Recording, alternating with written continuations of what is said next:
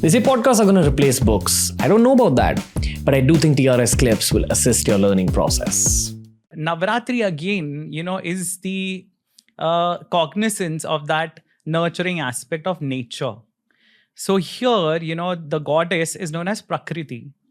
And we spoke about Purush and Prakriti, but Prakriti, Mother Nature, again, it's a universal concept. Why is nature considered mother? Because it is nurturing, right? And Mother Nature or Prakriti is responsible for maintaining the balance. And you see Navratri coming at a time when there's a change of seasons. And a lot of people again would not be aware that Navratri does not come just once in a year.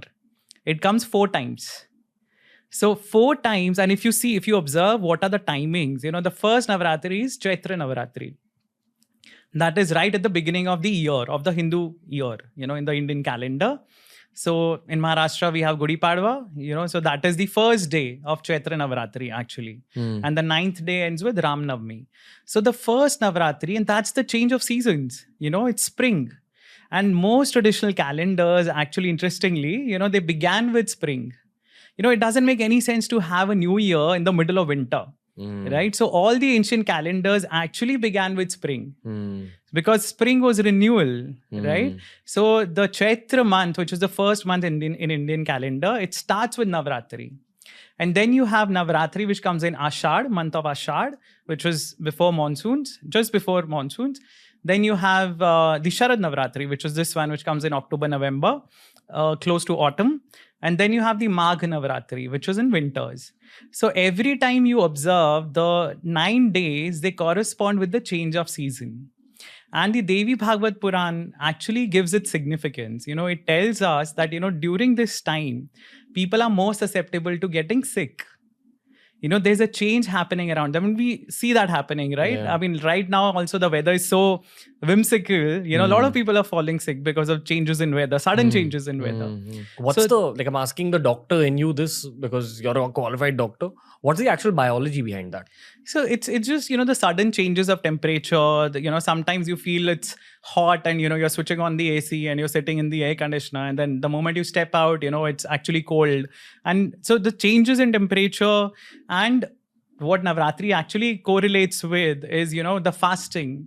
The fasting makes you aware of what you're doing, what you're putting inside your body. And this time of transition has to be tread very carefully. So the Devi Bhagavad Puran, it actually mentions, it talks about the time. It was probably written in a time when there were a lot of people falling sick, during this duration. And so it advises you to propitiate, to pray to Goddess Prakriti, to be merciful. Which is again divine feminine. Divine feminine. Okay. Divine Without feminine. saying Durga Ma or Saraswati Ma, it's all of them together. Yes. It mentions Prakriti. Okay. Devi as Prakriti. So it's nature. It's Mother Nature. So it has a very, logical reason of celebration. When you're fasting or you're observing a certain ritual, you're more mindful of what you're doing or what you're putting inside. And, you are, probably taking care of your body much more. Yeah. Also, it's like the whole logic of intermittent fasting where your body just heals faster when you're fasting. Yes. And you probably need healing because as a human being, you will kind of fall sick in this change of season. Right. So to deal with that sickness, recover fast. And building your immunity, right? Instead of having food that you every day have, which may not be very nutritious, you're advised to have fruits. You advise people eat all sorts of stuff, but ideally, you should have fruits which provide you vitamins. You're allowed milk which provides you protein.